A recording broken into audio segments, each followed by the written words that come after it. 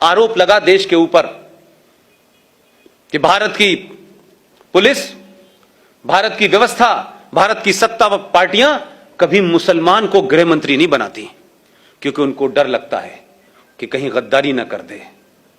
हमने कहा कि शायद ऐसा होता होगा, शायद यही वजह है 1989 में वीपी सिंह की सरकार में भारत का पहला मुसलमान गृह मंत्री बना 8 दिसंबर 1989 को, 89 को। उस आदमी का नाम था मुफ्ती मोहम्मद सईद। 8 दिसंबर को बनता है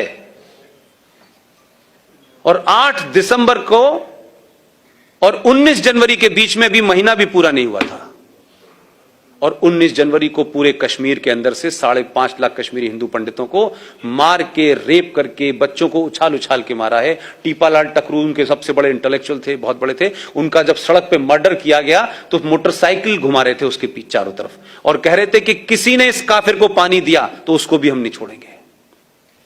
न मुफ्ती की बेटी रोई, न अब्दुल्ला रोया, न कश्मीरियत कहीं आई, और चुपचाप खत्म हो गया। आज इसके बारे में कहीं बात नहीं होती। और उसी दौर में यह कोई कोइंसिडेंस नहीं है, क्योंकि मैं उसी थॉट से सोचता हूं जिस थॉट में रहा हूं। आप उस थॉट से सोचते हैं क्योंकि आप सब समाज के लोग हैं, आपने वैसा नहीं देखा। उसी दरमियान भारत के गृह मंत्री की बेटी का अपहरण हो गया। कोई जरा पूछ के वहां जाए, बाहर के विदेशी पत्रकारों की रिपोर्टिंग पढ़ ले भाई, हिंदुस्तानियों पे तो यकीन नहीं है। खुद ही कराया।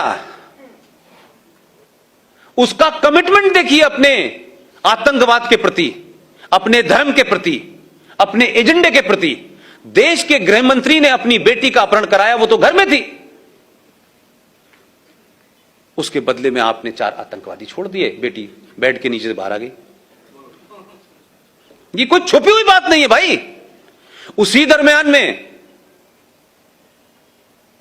एक साहब हैं, सेकुलर हैं, कांग्रेस पार्टी के राज्यसभा में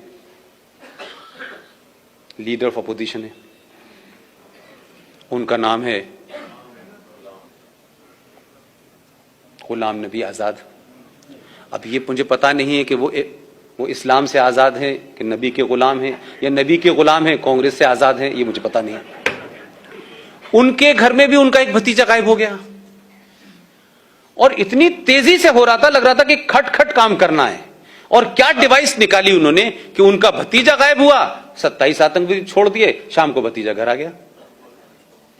एक और साहब हैं जिन्होंने वोट वाजपेयी के दरमियान दिया था, नाम जानते हैं? सैफुद्दीन सोज साहब। उनकी भतीजी गायब हो गई। ये ऐसे लग रहा था कि सबका एजेंडा कितना खूबसूरत है। वो बात अलग थी कि वो वहां जब थे उनकी हैसियत दूसरी थी, वो दूसरी पार्टी में थे। उसके बदले में भी 7 लोगों को छोड़ दिया आपने। तो पहला इस देश के अंदर अगर हम ये कहें कि इंटरनेशनल टेररिज्म जो है वो भारत में कैसे पनपा, उसके लिए जिम्मेदार भारत का ये पहला मुसलमान गृह मंत्री है। एक घटना हो जाती है, मोदी के दौर में हुई, पूरी दुनिया में छा गई साहब, पूरी दुनिया के अंदर हंगामा हो गया। कोई वीजा रुकवाने चला गया, कोई धरना करने चला गया, कोई प्रदर्शन करने चला गया, लेकिन 5 लाख हिंदू अपने ही देश में शरणार्थी हैं। दिल्ली की सड़कों पे, दिल्ली हाट के सामने कोई पान की दुकान कर रहा है, कोई चूरन की दुकान कर रहा है, कहां कहां रह रहे हैं, कोई बंगलोर भाग गया, कोई कहीं भाग गया, लेकिन इस देश में कोई बड़ा जुलूस, कोई बड़ा प्रदर्शन, कभी संसद इसके लिए नहीं रही। इसलिए मैं जुडिशरी की भी तरफ आता हूं। अभी कुछ घटनाएं इस देश में हो गई कि किसी ने अखलाक को मार दिया, किसी ने, गोरक्षक ने किसी को मार दिया। ये मैं इसलिए कह रहा हूं कि ये घटनाएं हैं, इसको आप अपने गूगल पे जाके सर्च करें। चंद घटनाएं हुई और चंद गुंडेलों की, और भारत के प्रधानमंत्री ने खड़े होकर कहा कि जो लोग इस तरीके की हरकतें कर रहे हैं वो गुंडे हैं, उनको पकड़ा जाना चाहिए, उन पे केस चलना चाहिए। लेकिन चंद घटनाओं से ये लिंचिस्तान बन गया, चंद घटनाओं से, जिसका किसी समाज से, किसी धर्म से लेना देना नहीं था। यहां भी समझ में आता है, सुप्रीम कोर्ट की बैनर हेडलाइन खबर थी, बैनर हेडलाइन खबर थी, we will not accept this lynching government should take immediate and drastic action. इसी हिंदुस्तान के अंदर 1984 में दिल्ली के अंदर लुटियन दिल्ली में, जहां राष्ट्रपति, प्रधानमंत्री, सारी सत्ताएं के सबका पावर है, वहां 3,500 सिखों को दौड़ा दौड़ा कर मारा, सड़कों पे मारा, गले में टायर डाल के मारा, बच्चों को उछाल उछाल के मारा, बॉक्स में जो लोग छुप गए थे उस बॉक्स में आग लगा के मारा। भाई साहब, सुप्रीम कोर्ट ने कभी नहीं कहा कि इस देश में अगर मॉब लिंचिंग पहली हुई थी तो वो तो ये थी, कभी नहीं बोली। 3.5 लाख और 5 लाख कश्मीरी हिंदू पंडितों के साथ किया, वो मॉब लिंचिंग नहीं थी। लेकिन सुप्रीम कोर्ट का पाखंड और ड्रामा देखिए कि सुप्रीम कोर्ट क्या कर रही है। सुप्रीम कोर्ट भारत की सेनाओं को डायरेक्शन दे रही है। क्या डायरेक्शन है साहब? कि देखिए, आप जब आतंकवादी से लड़ें तो ये जो पीछे जो आपके देशभक्त लोग हैं जो आप पे पत्थर मारते हैं, क्योंकि भटके हुए लोगों ने पता नहीं पत्थर कहां मारना था, तो गलती से आप पे मार रहे हैं, लिहाजा आप इन पे गोली ना चलाएं, आप इनके ऊपर प्लास्टिक की गोली चलाएं। सेना का एक आदमी विदेशी आतंकवादियों से लड़ रहा है, उसका मुंह इधर है, फिर वो अपनी बंदूक से प्लास्टिक की गोली डाले, फिर इधर चलाए। जब उनसे कहा कि ऐसा मुमकिन नहीं है, बोले नहीं, उनके ऊपर पानी डालें, गर्म पानी डालें। तो वो पहाड़ों में पहले टैंक लेके जाए अपने कंधे पे कि पहले नहीं, मतलब मानसिक दिवालियापन है इस देश के अंदर यार। वही कहता है कि गर्म पानी डालो, ठंडा पानी डालो, प्लास्टिक डालो, और इतनी चिंता होती है कि बाकायदा प्लास्टिक की गोलियों की नपाई इंची टेप से करने लगता है सुप्रीम कोर्ट। सुप्रीम कोर्ट को इस बात की चिंता है कि मुंबई की दही हांडी की लंबाई कितनी है भाई, ये ज्यादा हो गई आधी इंच तो भाई साहब पे केस चलेगा। महाकाल पे पानी कैसे चढ़ेगा, आधा किलो चढ़े, 250 ग्राम चढ़े। लेकिन इसी सुप्रीम कोर्ट ने दिल्ली से सटा हुआ एक 40 किलोमीटर की दूरी पर एक जगह है, एक आदमी, वो गलत था सही था यह विषय नहीं है, वो किसी गलत काम में पकड़ा गया, यह बात अलग है कि वो भी वही सब कर रहा था। अगर 1400 साल पहले टेलीविजन होता तो तब भी यही हो रहा था। तो सुप्रीम कोर्ट ने हुआ क्या कि जब आपने कहा कि राम रहीम का ये जो पूरा इसका वो बना हुआ है, इसको ध्वस्त करना है और यहां बड़ी गंदगी हो रही है, बड़ी मारकाट हो रही है, तो सुप्रीम कोर्ट की बात सुनने से पहले आप ये देखिए कि मात्र दिल्ली से 40 किलोमीटर जो एनसीआर का इलाका है जहां सत्ता चलती है, आपने उन लोग जो उस राम रहीम के चाहने वाले थे, राम रहीम गलत था सही था यह विषय नहीं है मेरा, लेकिन राम रहीम के चाहने वालों ने पुलिस को उसकी जो बना हुआ था उसका बड़ा सा आश्रम, उसमें जाने से रोका।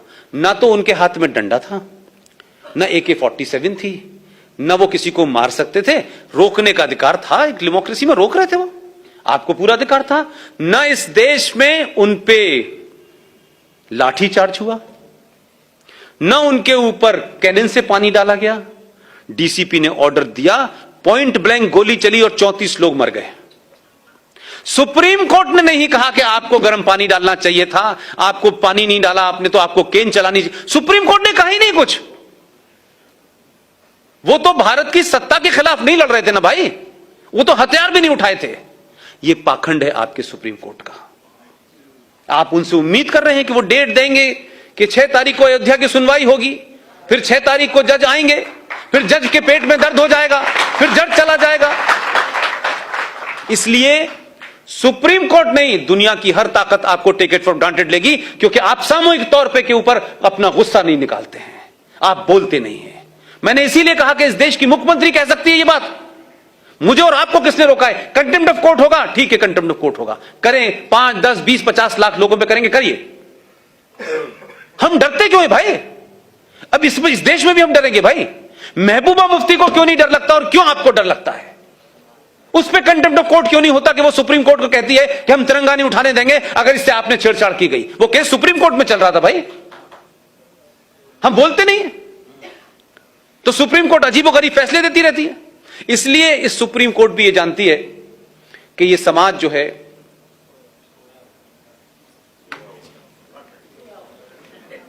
ये बात अलग है कि आप जाग गए, बाकी तो सो ही रहे ना। आपने जगाने भेजा इसे, वो चौकीदारी करके सीटी बजा बजा के जगा रहा है, लेकिन समझ नहीं रहे वो लोग कि भाई ये जगा रहा है, समझ में नहीं आ रहा। बस वो इतने ही सिंबॉलिक समझ रहे हैं, उसकी फिलॉसफी नहीं समझ पा रहे, क्योंकि उसके समझने के लिए ये चाहिए होता है। मैंने अभी कल परसों के भाषण में कहा, तब लोगों की समझ में आया कि अच्छा ऐसा है। मैंने कहा इसलिए कि आप पढ़ते नहीं हैं, आपको सब चीजें नजर आती हैं जो दिखनी चाहिए, जो नहीं दिख रही वो भी बहुत कुछ बदल रही हैं। इसलिए भारत 1947 में पैदा नहीं हुआ था। भारत की पहचान ताजमहल और लाल किला और कुतुब मीनार नहीं है। भारत की पहचान 5000 साल पुरानी है। आपको एहसास ही नहीं है कि आप किनके वंशज हैं। आपके अंदर का पुरुषार्थ समाप्त हो चुका है। आपका आदमी एक कहानी सुना करके पहले मन की बात में लोगों को बताने की कोशिश करता है कि भैया ऐसे समझाओ। मैं प्रधानमंत्री की कुर्सी पर बैठने के बाद इतने ही कह सकता हूं, किसी की समझ में नहीं आ रहा। लोगों ने उसको कहानी सुना जैसे कोई दादी और नानी ने सुना दी हो। 3 बार जब मैंने लोगों से कहा अच्छा साहब ये मतलब था, मैंने कहा भाई साहब ट्यूबलाइट है क्या आप? पहले मन की बात और पहली पार्लियामेंट की स्पीच को सिर्फ पर्पस से सुनिए। अगर ऐसी सोच के लोग 10-20 भी हो जाएंगे, आपका काम हो जाएगा। लेकिन मेरा कहना है कि समाज क्यों नहीं उस तरफ बढ़ रहा? आप नैरेटिव क्यों नहीं निकाल पा रहे? ये आपको क्या दिक्कत है? आप बोल ही नहीं रहे। इसीलिए राष्ट्रपति भवन के अंदर अब इफ्तार नहीं दिया जा रहा।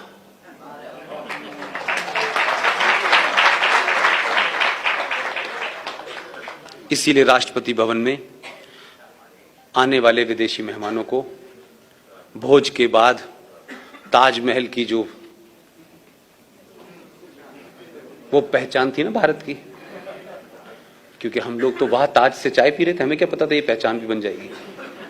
वो दी जा रही थी कि ये भारत की पहचान है हर विदेशी आदमी को।